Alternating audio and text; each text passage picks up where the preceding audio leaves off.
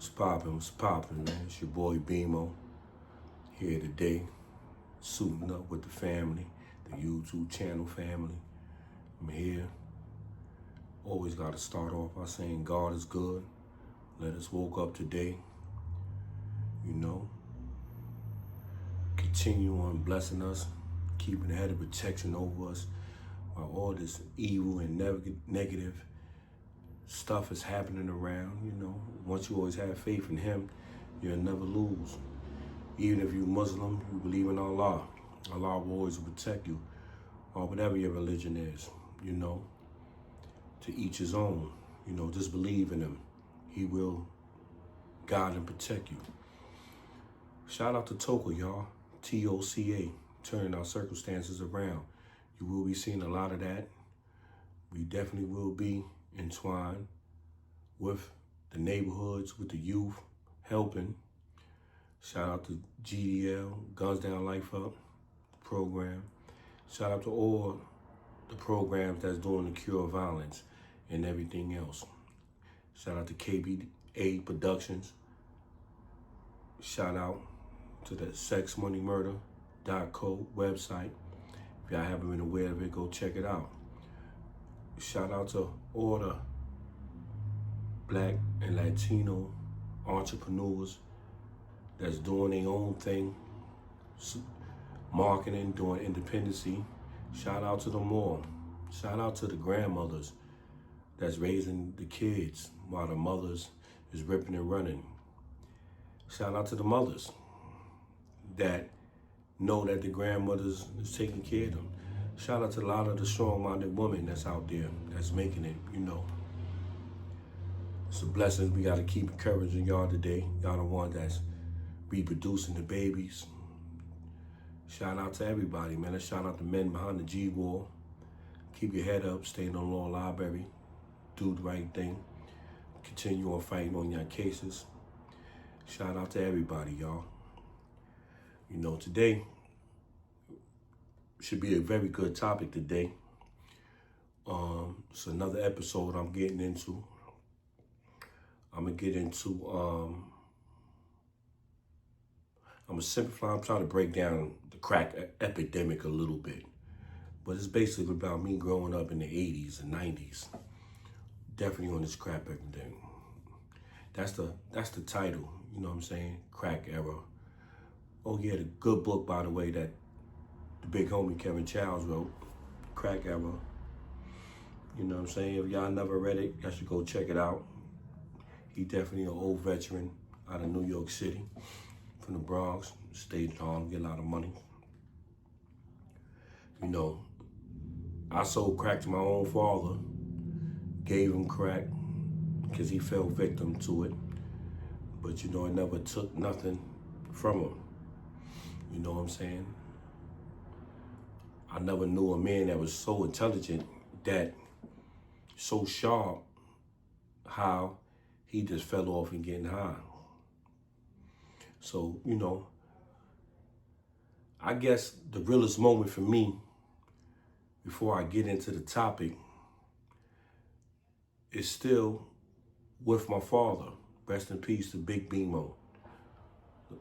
That's the one who built Soundview, made it his name from Cozy Corners, $1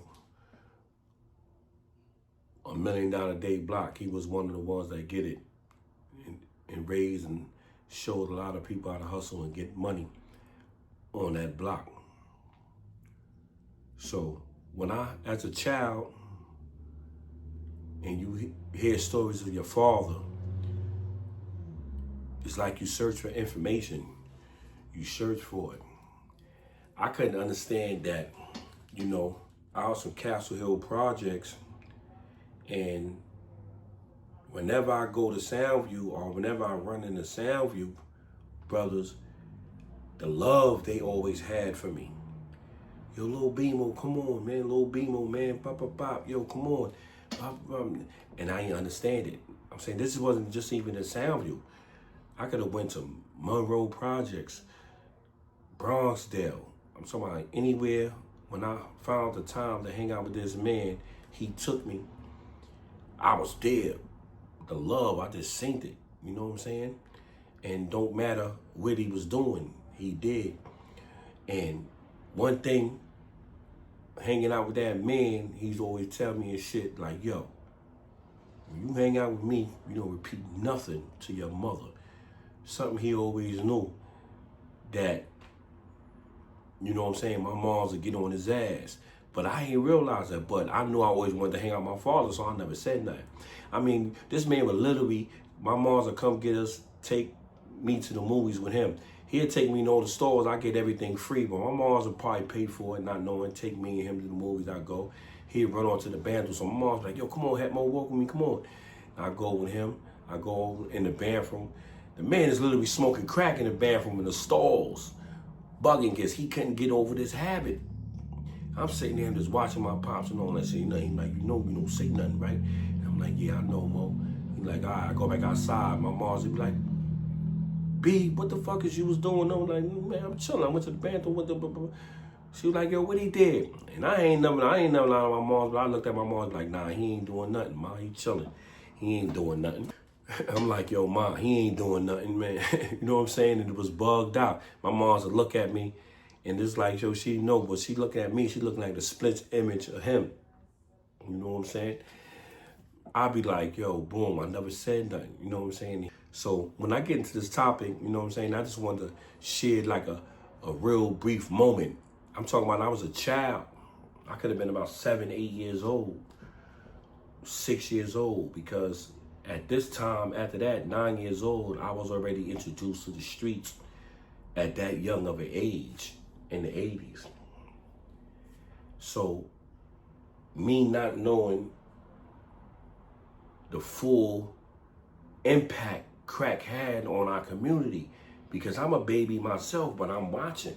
And this is what you getting into and with when you see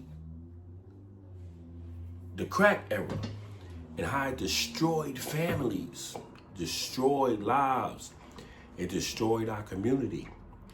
So I compared the 80s, 90s to now. Technically, everything was at your exposure right then and there. But really now, it still is the same. But it's even faster because you got all these internets, iPhones, you know what I'm saying? You could get the shit like this. But everything in the 80s was just right there for some reason, it seemed like. So I think the edge we got on them just a little bit more, like, it could never go back to that. You know what I'm saying? I remember going outside. I remember looking out the window. They plugged the wires to the street poles, watching everybody come outside to block parties. It was bees. They ain't never shoot the block parties up, the project parties, and everybody out there dancing, enjoying themselves all night. Coke 45, Old English. All the women out there, everybody from other places walking through, everybody with their big chains on. You know what I'm saying? It was always that. It was guns around, but you know, for some reason, it wasn't in effect mode all the way. So when you see that, you be like, man, damn. So I realized this as a child searching for his father. I never seen love like this in my life, where my mother loved my father so much. My father loved my mother. I could be sitting there with him. He could be getting high, just be pouring all his jewels on me, and I'm sitting there just taking them all in. He'd be like, yo, Hetmo, your mother the one, man. Yo, I'm stop getting high, man. I'm gonna get back to her. Man, yo, I'm gonna stay with her, I'm gonna marry her. And I'm bugging. And I'm like, yo, nigga, the fuck you don't stop selling, stop getting high. What's wrong with you? And you get the most money out here, man. What you doing? As a child, I'm bugging. I'm going through stages trying to connect to see why my pops can't snap out of this shit. I'm talking about the man is too intelligent, too sharp. How he ain't snapping out of this? So boom, I be with my mother. We walking. I'm walking the streets with her. No man, as a little boy walking. She walking, my mother, nice shape, young. So I'm sitting there, you know how you walk by, the girls look at the guys are looking at my mom's body, walk by, I just turn around, grilling them. Like, man, hell you niggas looking at my mom's phone. I mean, young, she just smile like, come on, baby, they just looking, let's get in and go. So as I'm sitting there, growing up in the 80s, I'm watching, my mother would say, yo, I leave every man in the world if your father stopped getting high. I never understood it, but I knew what real love was. She'll make him stop whatever he doing, get in that car. Like, yo, come on. The hell the last time you seen your son? He trying to run to get high. Then he come. I'm going to give y'all more of this in the Sex, Money, Murder book and in the Sex, Money, Murder series. You're going to get the truth of growing up in the 80s and 90s and this crack epidemic and this crack era and really what it's really about. You know what I'm saying? You're going to get you're going to feel me. Y'all going to feel me.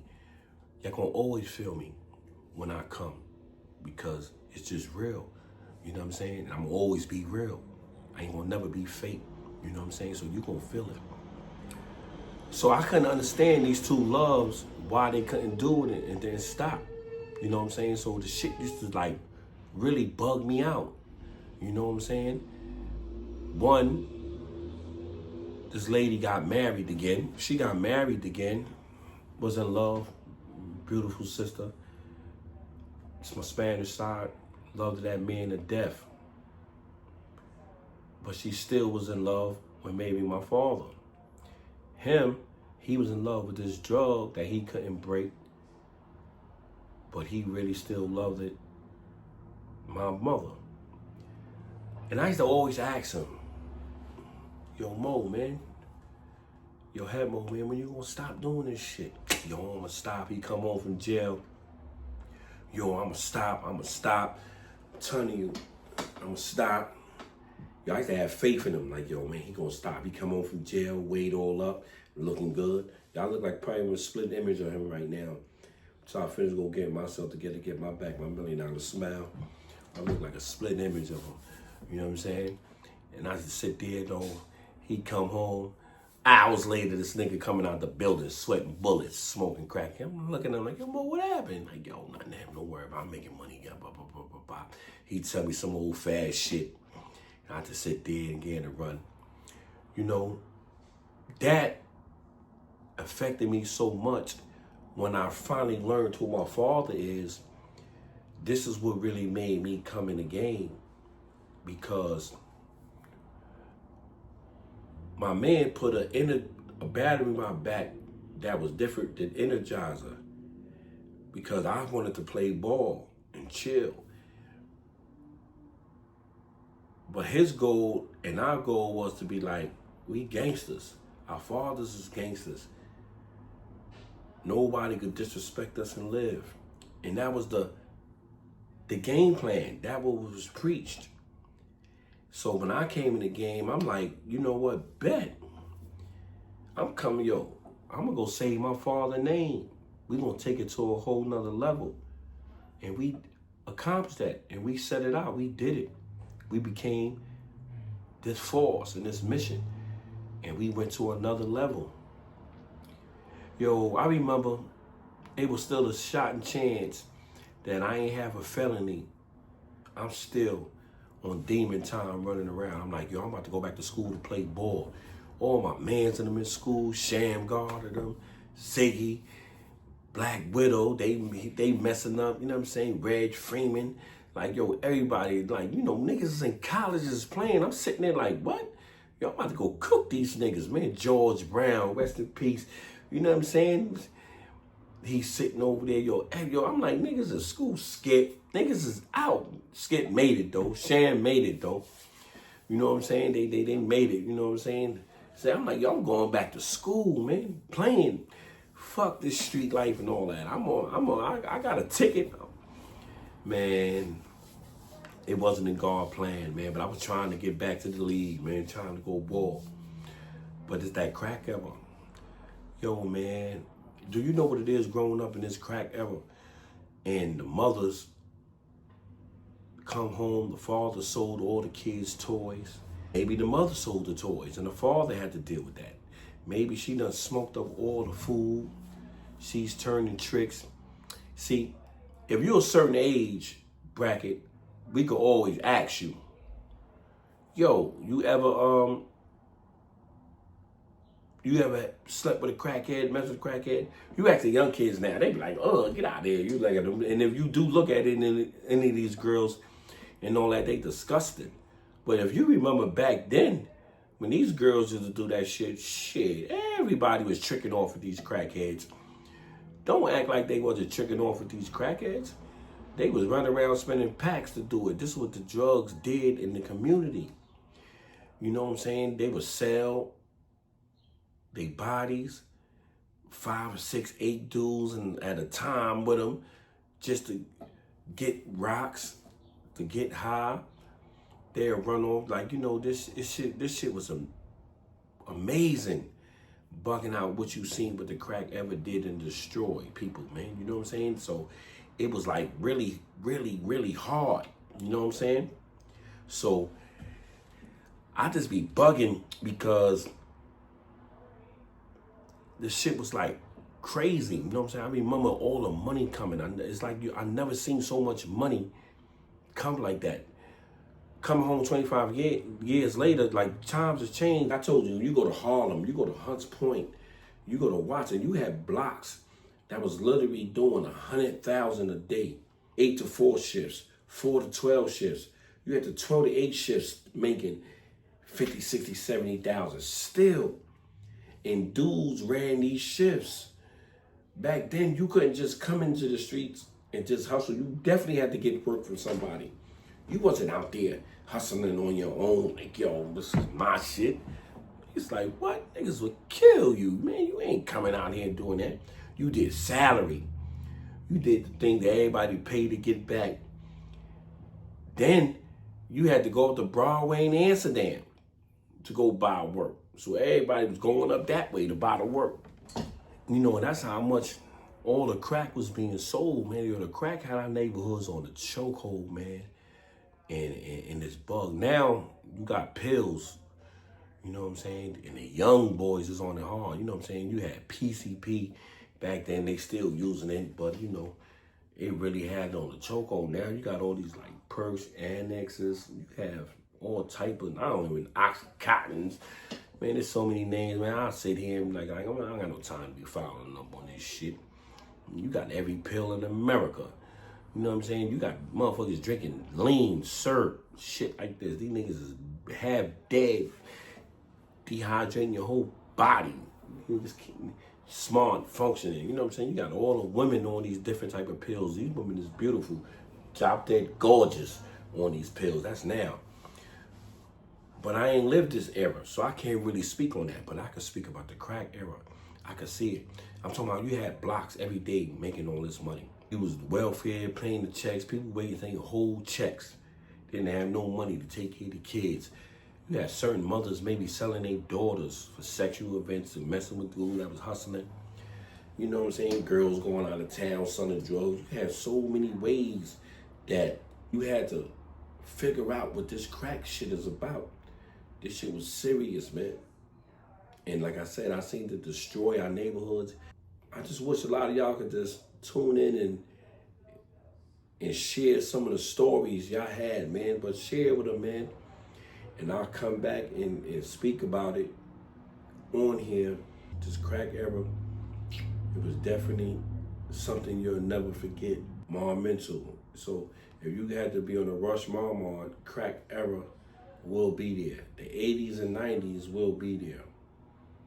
It's probably no decade that won't ever not be there because it's so monumental. But the crack era would definitely be one you'll never, ever forget. I'm to sign out, y'all. I'm gonna wait for y'all response to tell me what y'all think about the crack era, growing up in it, the 80s and 90s. I want to get back into this later on. I can't wait for y'all to tell me what y'all experience is of it. You know what I'm saying, or what y'all was doing and all that. So let's get all that stuff together and work together. Shout out to the youth. As I'm trying to show y'all, you can always change. You can definitely do it. We're going to stay focused, stay positive, and we can do everything we need to do. You know what I'm saying? Tune in, man. I got a lot of more episodes for y'all, man.